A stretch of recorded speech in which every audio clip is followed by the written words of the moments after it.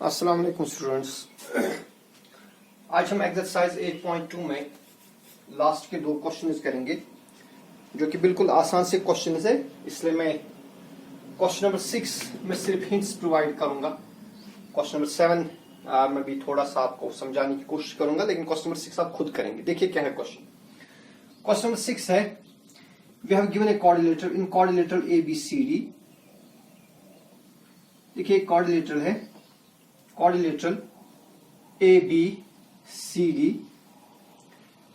in which P is midpoint of AB, Q is midpoint of BC, R is midpoint of CD and S is midpoint of AD।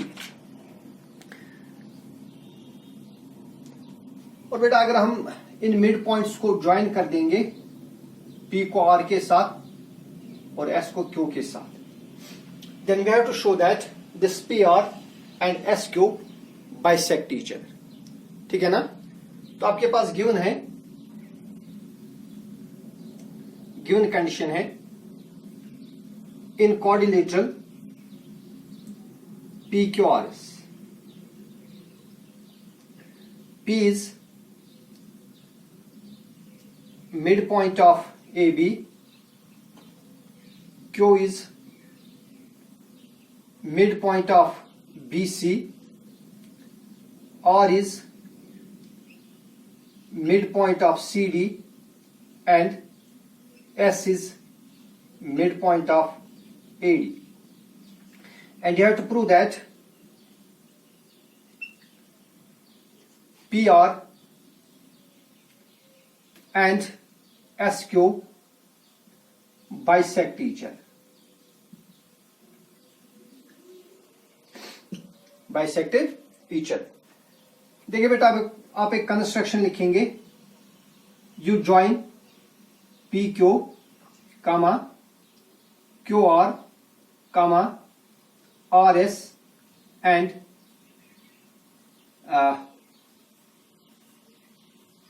PQ, QR, RS and SP, इनको join करेंगे आप। बस आगे आप खुद करना है आपको। देखिए आप BC को भी ज्वाइन कर दीजिए, diagonal BC।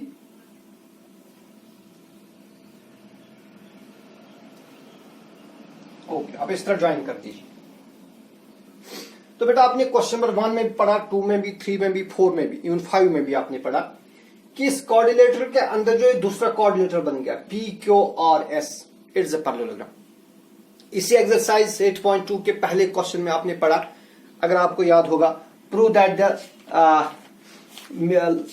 The coordinator format joining the mid points of the coordinator is a parallelogram. पहला क्वेश्चन है, क्वेश्चन नंबर एक्सरसाइज 8.2 का ये क्वेश्चन नंबर 1 है। ABCD is a quadrilateral in which P, Q, R, S are the midpoints of the sides AB, BC, CD and DA।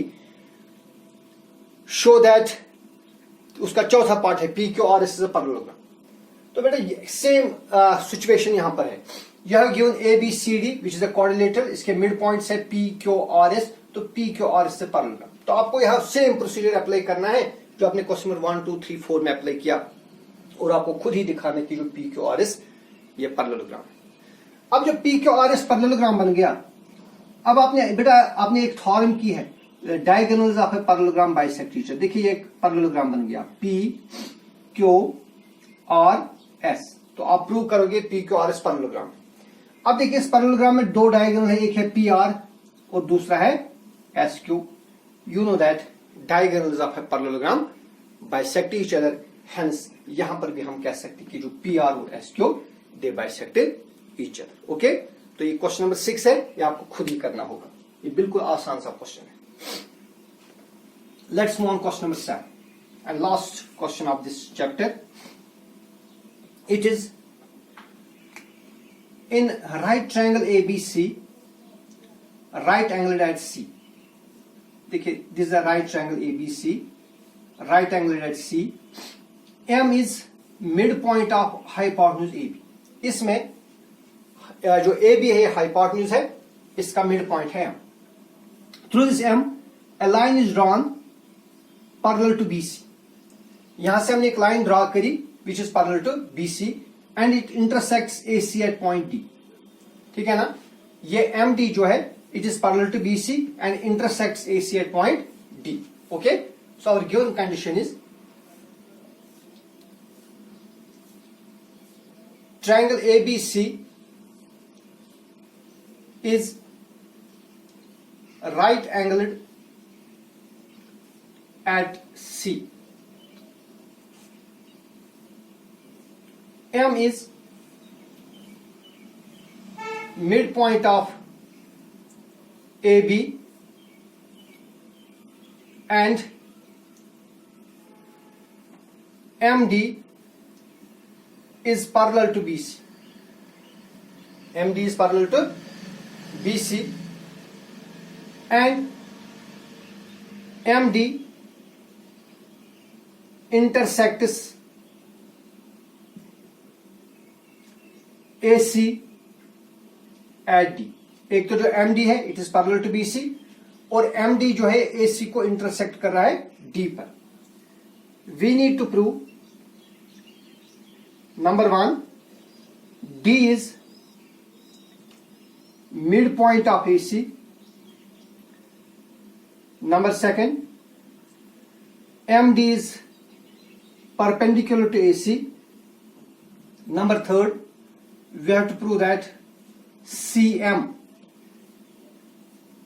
is equal to MA and both are equal to half of AB और दोनों AB के निस्ब के बराबर। ठीक है ना, तो ये तीन चीजें हम एक एक करके प्रूव करेंगे। प्रूव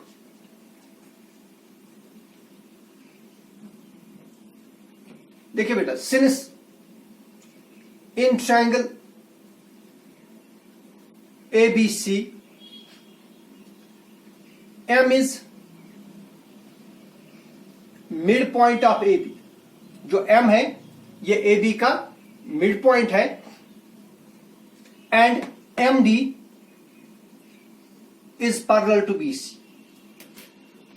देखिए ये एक ट्रायंगल है, अगर आपको याद होगा मैं ये राइट एंगल नहीं बनाऊंगा, ऐसी एक ट्रायंगल बना दी ABC। इसमें जो M है M AB का मिड पॉइंट है and MD is parallel to BC। hence by midpoint form, therefore by midpoint theorem D is midpoint of AC। तो midpoint theorem, sorry, by not by midpoint theorem, it is by converse of midpoint theorem, by converse of midpoint theorem। by converse midpoint theorem का जो converse है उसमें हमने पढ़ा है a line drawn through the midpoint of one side of a triangle parallel to second side bisects the third side, पढ़ा है ना। तो it is by converse of midpoint theorem जो D है, D will be midpoint of AC। this is part number 1। अब दूसरा part, since MD is parallel to BC। देखिए भाई गिवन कंडीशन है कि जो MD है it is parallel to BC। अब देखिए ये MD है और यहां पर है BC, दे आर पैरेलल और AC बेटा ट्रांसवर्सल। तो ये एंगल और ये एंगल, ये कौन से एंगल्स बनेंगी? ये बनेगी कॉरेस्पॉन्डिंग एंगल्स। क्या बनेंगी? And we know that by corresponding angles action if two parallel lines are intersected by transversal then the corresponding angles are equal. तो वहीं पर है MD और BC ये पैरेलल है, AC ट्रांसवर्सल है, लिहाजा ये एंगल और ये एंगल ये कॉरेस्पॉन्डिंग एंगल्स बनेंगी, hence they will be equal. So since MD is parallel to BC and AC is a transversal,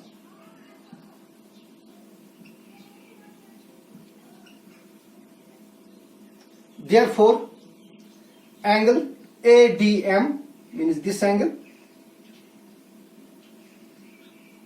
it will be equal to angle ACB because these are corresponding angles।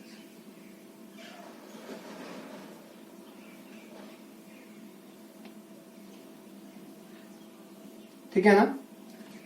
अब बेटा जो angle ACB इसका major कितना है, शाबाश बोलिए, angle ACB का measure कितना है, एंगल ACB का मेजर 90 डिग्री है, क्योंकि we have given that triangle ABC is right angle at C, है ना।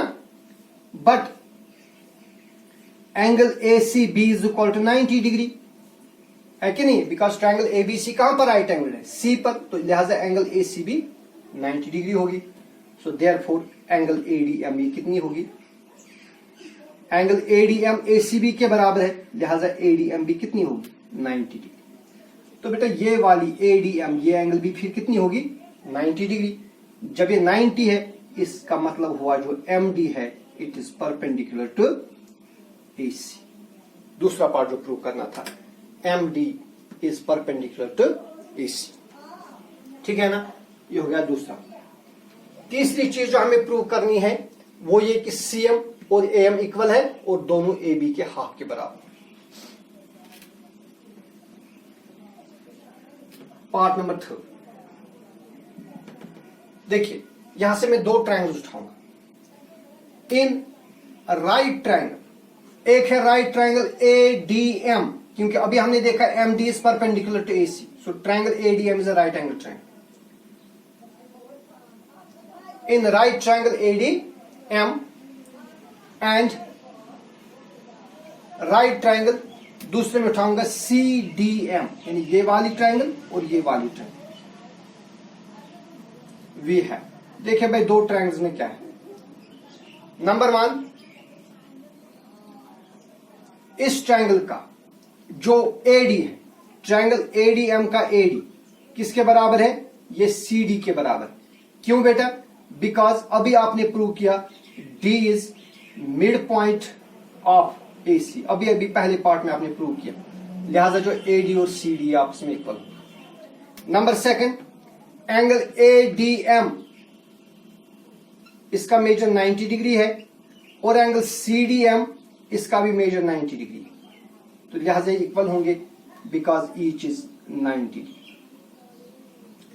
एंड नंबर 3 जो MD है, देखिए यहां पर DM है, यहां पर भी DM है, तो DM is the common part of both the triangles. DM is equal to DM, it is common, so therefore by side angle side congruence rule,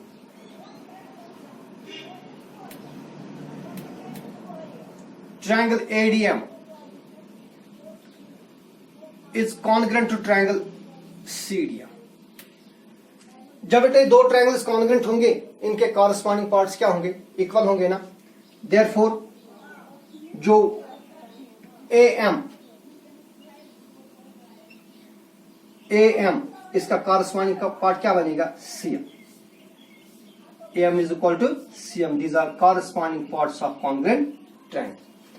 लेकिन बेटा जो M है, M is mid point of AB, now since M is mid point of AB, तो mid point क्या करता है, वो दो बराबर हिस्सों में डिवाइड करता है ना इस लाइन सेगमेंट को, लिहाजा जो MA जो है ये कितना होगा, MA will be equal to half of AB। क्यों, क्योंकि M AB का मिड पॉइंट, लिहाजा जो MA है वो AB के हाफ के बराबर होगा। सो दिस इंप्लाइज MA जो भी आपने देखा यहां पर MA AM, यहां पर हमने AM लिखा है, आप MA भी लिख सकते हैं।